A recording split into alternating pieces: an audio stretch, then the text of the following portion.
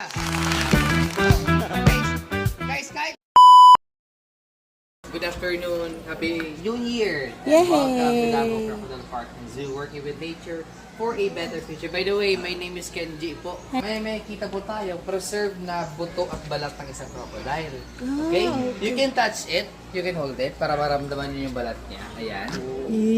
So guys, itong hinahawakan nyo ngayon, ito yung likod na bahagi ng crocodile. Okay? Ito yung back part ng crocodile. Tinatawag siyang backstrap part. Ang pinakamakapal at matigas na balat ng crocodile ay makikita po sa likod. Ito naman sa taas, yan yung belly part skin. Sa belly po natin kinukuha yung ginagamit for bags, for wallets, for leathers. Belts. Okay? Kasi medyo manipis to. Kung mapapansin nyo may butas yan sa gitna, yung butas na po na yan, tinatawag siya na cloaca. Cloaca po, dyan po nila nilalabas yung pupo at yung wiwi. At dyan nila natin malalaman kung ano ang kasarian ng isang buhaya. Yan po, lalaki po yan. Kaya ganyan yung tsura niyan. Okay?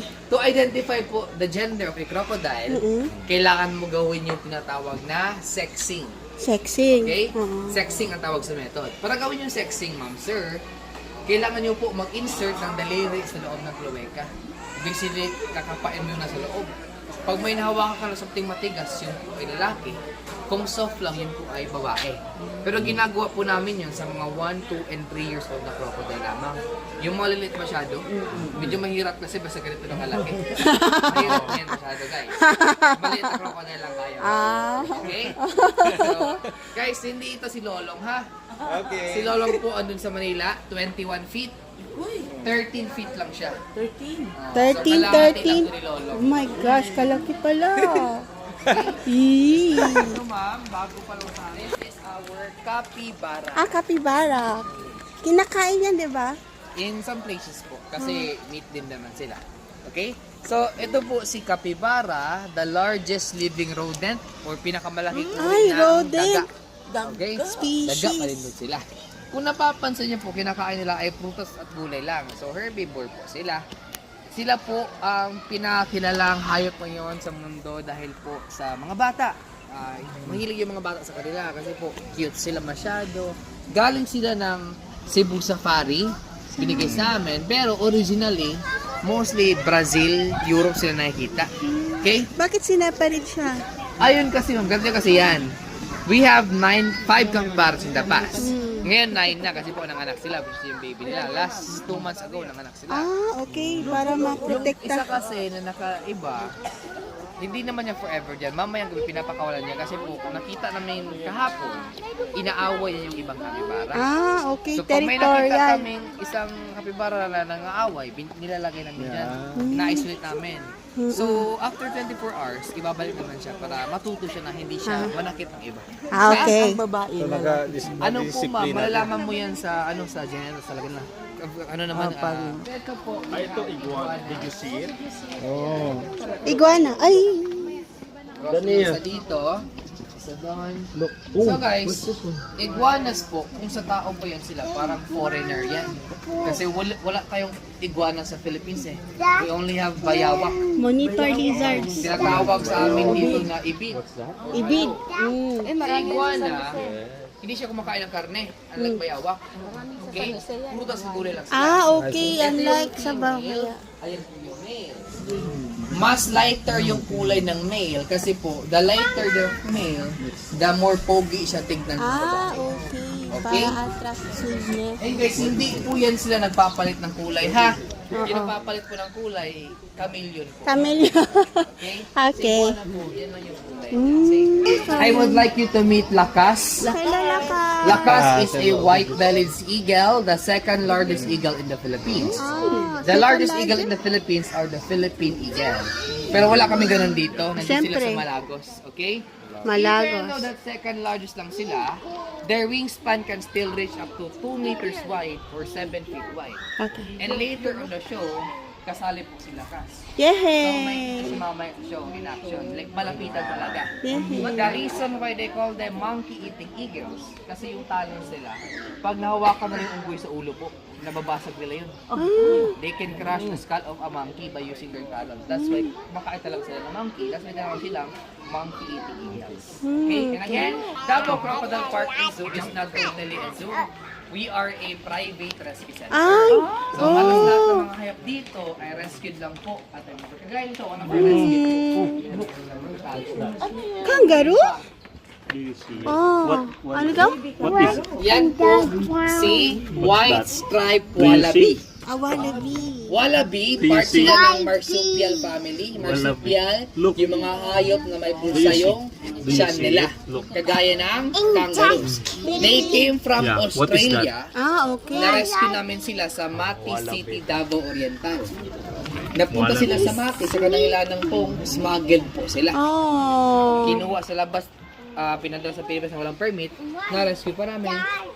Ayan yung female, yan may baby sa kanya. Ay, okay. Diba? So guys, basically, maliliit sila na kangaroos. Okay? So, anong height lang nila yan? Ganyan. Adult size na yan, sir? Yes. Ah, okay. Maliit nga. The reason why they call them Philippine Serpent Eagle, if ang hayop po may Philippines na name nila, just like Philippine Eagle, ibig sabihin, sa Pilipinas na talaga, endemic. The reason kung bakit tinawag silang Serpent Eagle, kasi kinakain nila mostly ay snakes or serpent.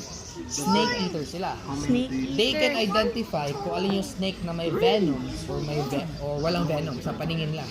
Ganon sila kagaling. Pero hindi na po snake yung pinapakain namin dito ha. Chickens na lang po at fish. Ah, kawawa Okay? naman. So ito po sila yung victim ng pinapana.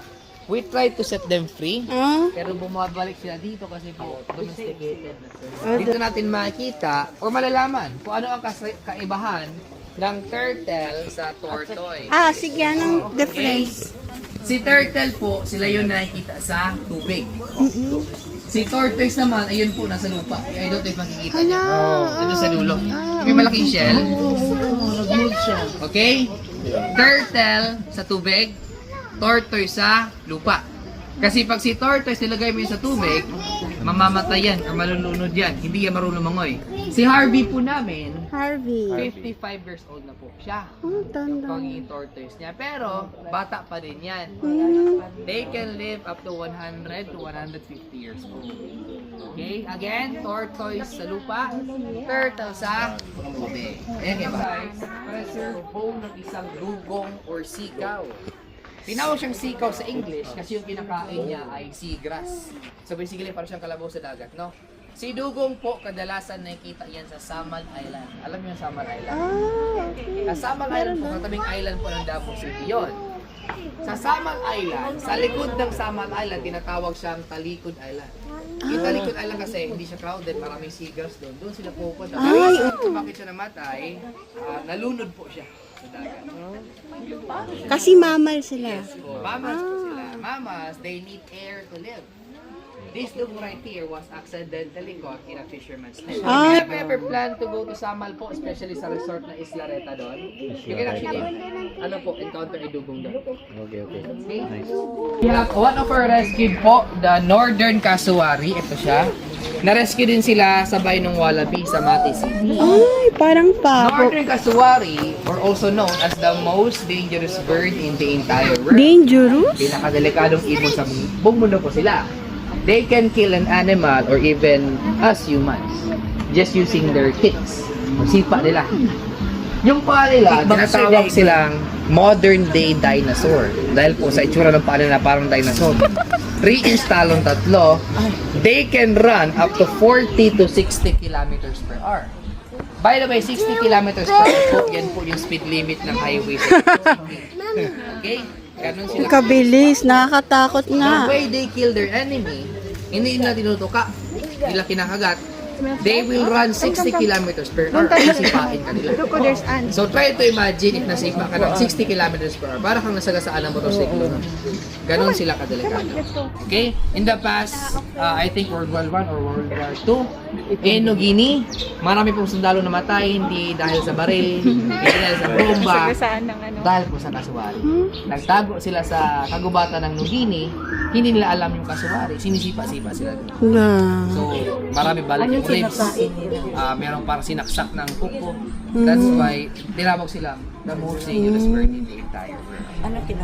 Ano po? Prutas, gulay, karne. Ah, okay. Okay. Both. Sa Davao, maabot tayo. Yeah. So guys, if Ano you've ka got pa naman to go mag-alaga to nun? Nogini, sa gugubuhatan nila, if may nakita kayong ganyan, akyat na lang kayo. Kasi pag tatakbo kayo, wala talaga kayo magagawa. Akala ko carpet. So, papahinga siya ngayon. Siesta ka niya kasi ngayon. So guys, I would like you to meet Orange. Yes, Orange is our 17-year-old Bornean orangutan. Tinawag silang Bornean orangutan kasi galing sila sa island of Borneo. The meaning of this name orangutan, urang meaning person Person, yeah. or tao, utan meaning forest or gubat. Therefore, tinatawag silang person of the forest or tao. gubat. Kaya pala orang. Si Orange po ay donated lang po yan. Pare. He came from Manila. There was a zoo in Manila. Ang tawag ay Boom na Boom. Nag-close yung Boom na Boom. Binigay nila si Orange sa amin. 2 years old pa lang. Ngayon 17 siya. This month, babay na po si Orange sa amin. Pupunta na po siya ng Cebu. Kasi 15 years kami nakahanap ng partner niya. And last year lang Finally. nanapan mo siya ng partner doon sa Cebu. Sa Cebu sa pari. So pupunta na siya doon para makabuo na siya ng family. Yehey. Orange is a very talented animal. He was our animal ambassador in the past. He knows how to ride a bicycle, to play basketball. Ngayon. His favorite fruit are durian. Hindi siya kumakain ng durian. Pag binigay mo sa kanya, nakabukas na. Kailangan po tayo magbubukas. Okay? Ganon sila katalit. Hey guys, Orange kasi, nahirapan kasi kami maghanap ng partner niya kasi po meron siyang kapansanan. Maliit siya sa ibang orangutan. Meron siyang dwarfism na tinatawag. Okay? Garfise? So, dwarf orangutan siya. So, mas maliit siya sa iba. Matalino yan sila kasi po 97% ng DNA nila similar lang po sa tao. 97. Hindi sila kalapit, 97%. So, try to imagine. 97%. If you try to add them 3% of our DNA, magiging 100% tao na yan. Oy. So, pag tayo din nabawasan ng 3%, baka maging orangutan din tayo. Okay. Unang-una, si Philippine ground dove, or locally known here as alimupon. In Luzon, they are known as bato-bato. Bato-bato are endemic in the Philippines. Ano po, kinakain sila minsan. Nothing to worry, they are, ano pa naman sila, like marami pa sila sa wild, hindi pa sila endangered. Okay? And dito naman, galing pang Brazil. Ayun po siya sa taas. Oh, wow! So that is our blue and gold mako. Ito siya. Blue and gold mako, ang 4th largest parrot in the entire world. 4th largest? Matalino din yan sila kasi po yung mental capacity ng ibon na to, same lang sila ng pag-iisip ng 4 years old na child. And guys, later in the show, kasali din siya. Yehey. Hello. So guys, hindi ko sasabihin yung talent niya. Siyempre, mas point ko kayo. Later na lang. Meron bang iba? Parang ma-excite. nagkagugulo na doon. Parang meron man red. Ano man yun? Yan po si Scarlet Mako. Same lang po sila ng blue, iba lang yung kulay nila. Okay. Pero pareho lang sila na family, gano'n? Yes po. Pwede pala gano'n. Pwede po. Okay. Ito naman, ito nang sasalitang pangit dito, pero di naman siya inaano. Ito po si Palawan Mayna, or locally known as Martinez or Kiao. Guys, these birds can mimic voices of other animals and also human language. Like, nakakaya sila tanong, di ba? Sabi niya pangit na. Oo. Natutunan na. Pangit pa din daw. Okay, guys, kahit na marunong sila magsalitang tao, like, they can mimic, hindi talaga namin sila tinuturuan magsalitang tao dito. The reason for that, kasi po, rescued po sila. Sooner or later, ibabalik sila sa wild. Baka kasi turuan mo ito magsalitang tao, pagbalik niya sa wild, magsasalitang tao na yan. Yung ibang lain na sa wild, baka gumaya sa kanila. For example, ito, nakatutunan ng pangit na word. Pakawalan mo yan. Magsalitang pangit na sa wild. Yung ibang bird, makaligig sa kanya. Siyempre, matutunan yun. Baka lahat ng bird mag-uusap na sa wild. Okay? So, delikado yun. Delikado yun. Baka umabot sa point na mag-chismisan na yan. Dito guys, we have a Palawan bear cat. No? Brahmini kite, locally known here in Mindanao as Banog. In Luzon, they're known as Lawin. Like Kuya Kim's Matanglawin. Yan siya. Okay? So tinawag siyang banog in Mindanao kasi po, kite. Maraming kite. Cebuano ng kite ay tabanog. Saranggola sa Tagalog. Saranggola. Pag lumilipad sila, paikot-ikot yan sila, napapagkamalan silang tabanog o saranggola. That's why tinawag namin silang banog. Kasi para silang saranggola. Okay? Sa Cotabato, ano yun? Nakikita? Lawin yung lawin. So dito naman tayo guys. So guys, hindi tayo matutawag na Davao Crocodile Park kung walang Crocodiles. Ew. way. Here in our zoo, we have 700 crocodiles and counting. Oh. That's why we sell crocodile ice cream, crocodile sisig, crocodile steak, adobo, and lechon. Yes po. You might Ice cream? wonder, bakit siya tinawag na crocodile ice cream? Oh, yeah. It's not from the meat. Okay. Instead na itlog ng manok, itlog ng crocodile yung ginamit. Okay? But when you say crocodile sisig, lechon, or adobo, karne talaga yun. So 3 years old, 1 year old sa gitna, and 2 years old sa dulo. So dito namin sinasagawa yung sexing na sinasabi ko. Kasi maliit pa sila eh. Oo. Makakontrol pa yung strength. Pwede pa sila. By the way guys, that is our Philippine long-tailed monkeys, or locally known as unggoy. Okay? Philippine long-tailed monkeys are endemic in the Philippines. Oo. Guys, I have a little advice. If you are a very adventurous person, mahilig kayo mag-hike or magpunta sa mga bundok bayan, there is a chance maka-encounter talaga kayo ng monkey. If you ever put yourself in a situation na naka-encounter kayo ng monkey face to face, the best thing you do is do not show your teeth to the monkeys. Okay, parang magalit mo na. Because showing your teeth to the monkeys are like showing aggression. When monkeys are taunting other monkeys to fight, the way nila inaaway yung ibang hayop, ibang monkey, pinapakitaan nila ng pangil. Ang pangsi. So pag tayo, ngumingiti tayo, iniisip nila na inaaway sila. That's why nagagalit niyan. And may kaibahan yung monkey tsaka yung ape. Si monkey merong buntot, si ape kanina, si orange wala siyang buntot. Monkeys naglalakad yung apat na ano po, like kamay talaga naglalakad sila. Monkey, ape po, dalawang paa lang po. Less like Bipedal lang pala ito. Okay? So ayan po. Bakit hindi naka-uniform? Daming buaya. Inalagaan ko dati, kaso pinag sila, na-rescue. Hindi naka-uniform. Is there any chance na meron kayong alagang turtle sa bahay? Oh, yes. Meron kayong alagang turtle? If ang turtle po natin, pag flat po ang tiyan ng turtle, pag flat yung surface ng tiyan niya, ibig sabihin po ay babae po yan. Kasi Okay? Pag flat ang surface ng turtle, ang tiyan niya ay babae. Pero, pag ang tiyan po ng turtle ay palubog, they will be over that. again, pag palubog yung tiyan niya or pa-concave, ibig sabihin po niyan ay lalaki po yan. Okay. Kasi ang purpose niyan, para when they are mating, Mating. pag papati yung lalaki sa babae, masakto yung tiyan niya sa likod ng babaeng turtle. Okay? Amazing. So, parang charger lang yan. Kasi pag itong flat na belly ang papatong, hindi yan Hindi siya. masakto. Correct. So, nakadesign talaga yung tiyan na concave para sa likod ng babaeng turtle.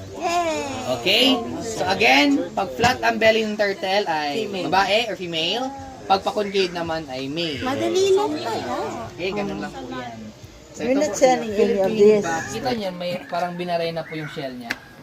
Binaray na po yung shell niya, tapos tinalian, pinakawalan po sa ilog. Parang nilalaroan siya ba? So, pag gusto siya kunin, hinahatak yung lubig para Ginawang makuha pet. siya. Apat sila dito na meron ganito. So, na-rescue namin kasi kawawa. Apat lang, ngayon po, rami na sila. So, kanina, nakita natin yung mga baby crocodile. Ah, Ito naman, ang mga 10 years old above. Taga-sinate. Mga breeders po namin sila. Sila yung basically mga nanay at tatay ng mga baby crocodile doon. Guys, did you know, ito sila dito, 10 years old above, yung age nila, 65 po sila lahat dito. hala, meron pa doon. Okay? Nakita niyo yung tubig na yan? 12 feet po ang lalim niyan. 12 Okay? feet. Napapansin yung green yung tubig nila? Ay, Hindi yan lumot, hindi din yan madumi, at hindi po yan matcha, guys. Okay? Ang tawag po natin dyan ay asola or duckweed. Maliit din ang water lily. Ginagamit nila yan para magpapapalad sila at pamprotekta sa init ng araw. Parang shade. okay. Our crocodiles here only eat twice a week. Wednesday and Sunday yung kain nila. Dressed chicken yung kinakain nila, guys. Baba. Okay?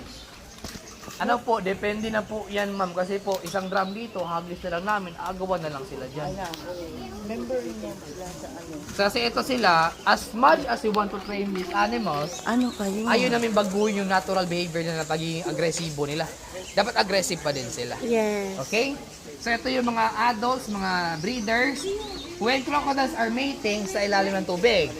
But when they lay their eggs, minabaon nila sa lupa. Okay? Pinabaon. Parang sa Binabaon. turtles. And then 90 days po bago mag-hatch yung yung egg. And fun fact about their eggs, you can manipulate the gender of their babies. Like crocodiles can manipulate the gender of their own babies. Mapipili nila kung babae ba yan or lalaki. Just using the temperature. Like for example, yung crocodile mangingitlog sa malamig na panahon or for example, tag-ulan. Malamig yung nest, magiging babae yan lahat. Pag mainit naman or summer, kagaya ngayon, medyo mainit. Yung warm yung nest nila, lalaki yan lahat.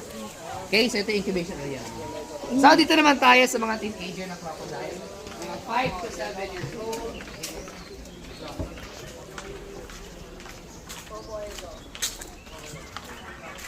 Teenager. Nasa juvenile. Mga 5 to 7 years old. Yay! Nandyan palapit-lapit. Guys, have you ever noticed, crocodiles always open their mouth? Like, nakakanga sila palagi. Okay? The reason po kung bakit naka-open yung mouth nila, hindi po yan gutom ha. Crocodiles can survive without eating up to 6 months to 1 year. The reason po kung bakit naka-open yung mouth nila, ay naglalabas po sila ng body heat or init ng katawan. Pag tayong tao na initan, the way we cool down our body, naglalabas tayo ng pawis. Sila po, hindi sila naglalabas ng pawis kasi wala silang pores or sweat glands. The way they release their body is through to their mouth. Ang tawag din ay thermoregulation. Ginagawa po ng mga aswel kung napapansin nyo. Okay? Pero sa crocodile, may isang purpose pa yan. Is either naglalabas ng body heat or nagpapatutdosh po sila. Napapasipilyo ba? Pero guys, you might wonder, hindi kami yung sisipilyo ha. Delikado yun. Yung sisipilyo po sa kanila ay yung mga ibon. Ah, okay. Okay? Pag yung crocodile pagkatapos kumain, mag-open yung mouth niya to release their body heat. May isang purpose yan kasi yung bird papasok sa loob, tinutuka nila yung mga tinga-tinga ng crocodile. Okay? And then, nalilinis yung ipin. Pero hindi nila kinakain yung bird. Kasi meron tayong tinatawag na symbiotic relationship. Oo. And kung yun nakaka-benefit ng dalawang hayop, yung bird nakakain, at the same time, malilinis yung ipin. Mutual relationship. Oh, no. Kasi mga 5 to 7 years. Aggressive man ito na taga-sinate And guys, talaga Mga yan. juvenile. Taga-sinate. Crocodiles are, hindi sila masyado gumagalaw.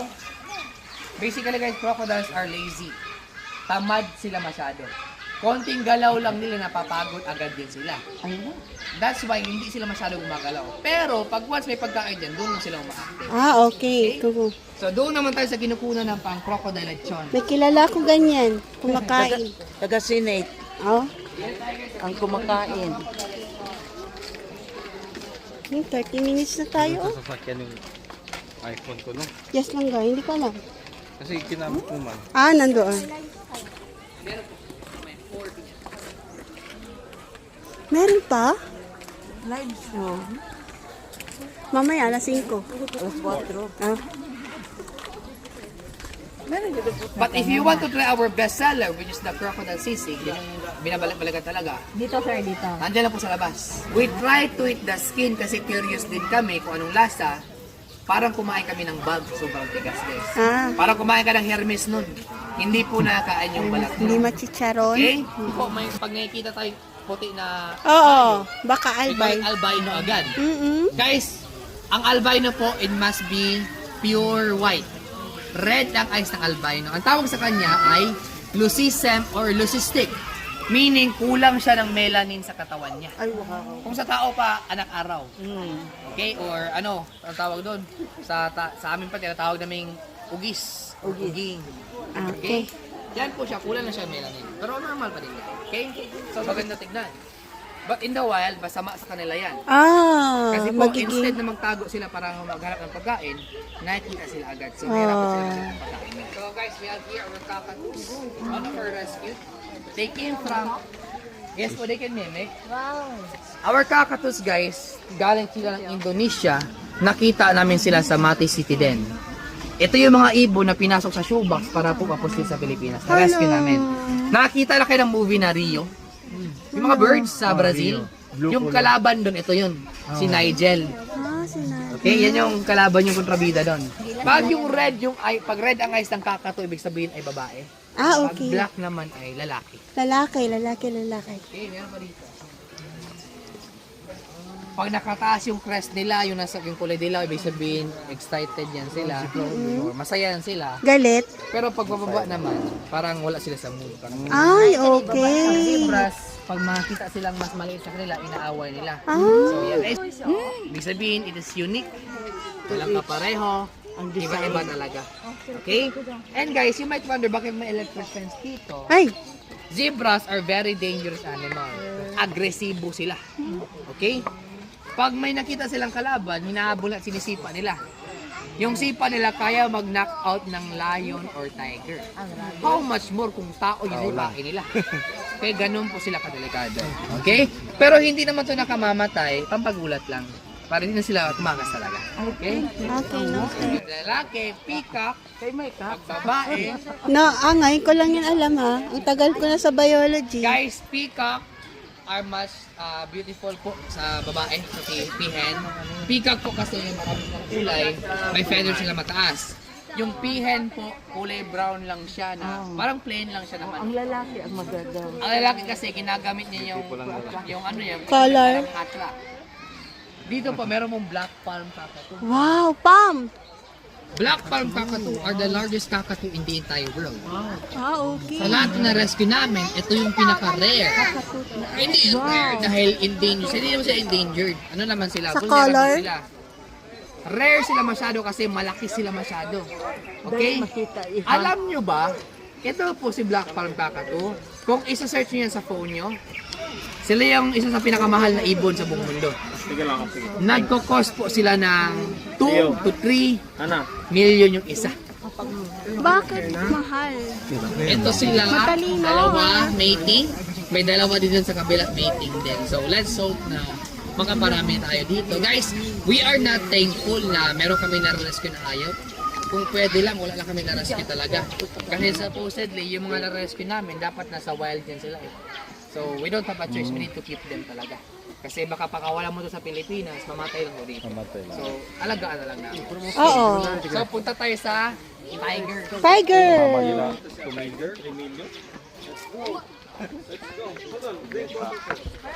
Along the way, we have here our fruit bat or flying foxes.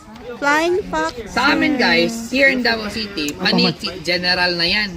Pag malaki ang paniki, we call it kabug. Pag maliit yung paniki, tinatawag naming kwaknit. Okay? Ito siya, malaki, kabug siya. Maliit, kwaknit. Okay?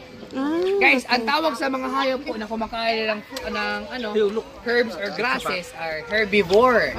Pag karne naman, carnivore. Pag prutas, gulay, karne, omnivore. So, anong tawag sa mga hayop na kinakain lang ay prutas. So, prutas ay frugivore. Frugy. Good na merong ano no. Guys, I would like you to meet Minda. Minda. Mindanao. Show mamaya. Minda. I like Minda. We this. have 3 tigers, Luna, Minda, and Eve. Yung name nila ka-base pa yan sa Philippines. Luna, Luzon, Eve, Visayas, Minda, Mindanao. Si Minda lang po yung lalaki. Katong puti Siberian. Ano po, white tiger, ano pa rin white yan? lang. Bengal tiger pa rin yan. White lang siya sir kasi po leucistic siya, kulang siya ng melanin. Cystic. So ito po, si Minda, they all eat 10 kilos of meat every day. 10 kilos of meat. Binigyan siya ng pagkain ng amo niya. Coconut? Coconut po. Coconut? Yan, para hindi siya ma-dehydrate. So si kuya po, labas-pasok dyan. Ako po, pasok lang. Hindi na makalabas eh. So may mga ano din, may mga liger pero hybrid na yan. Liger? How old na yan si Minda? 7 years old po. Si Luna 4. Yan si Luna guys. Alam nyo ba, wala pong white tiger talaga sa wild. Walang white na tiger sa wild talaga. Yung white tiger po, gawa lang po yan ng tao. Merong isang tiger na medyo white siya. Minix-mix yung ano niya, DNA niya sa ganung white. Eugenic. Parang ano na kasi yan eh. Parang lahat ng white tiger magkakapatid. Kasi po sa isang tiger lang yan sila.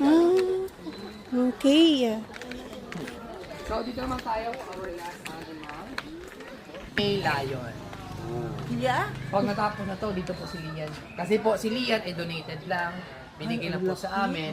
Guys, the reason why they call them Lion King, dahil po sa lalaki. Ang lalaking lion, merong balahibo sa leg niya. Tinatawag siya na mane or crown. Yung babae po wala. Pag ang lalaki lion po nagugutom, hindi siya naghanap ng pagkain niya. Yung babae po yung naghanap ng pagkain para sa lalaki. Kaya, Babae maghanap ng pagkain, mag-alaga ng bata, protekta ng lugar. Habang yung lalaki nasa bahay lang, hinahantay yung babae para magdala ng pagkain. That's why tinawag silang Lion King. Guys, lions are very affectionate animal. Did you know that when lions are mating with their partners, yung average po na mating nila ay 40 times a day. Equivalent po yun ng 24 hours po sila nag-mate. Iba po yung babaeng lion, guys. For example, yung mating nila 40 times a day. Pag hindi po naabot yung quota ng lalaki na 40 times a day, magalit yung babae. Kinakagat niya yung yung betlog ng lalaki para gumana ulit. So ganun po sila nag-meet sa wild. Our mission. Kasi po again, we are a private rescue center, meaning wala kaming connection sa gobyerno.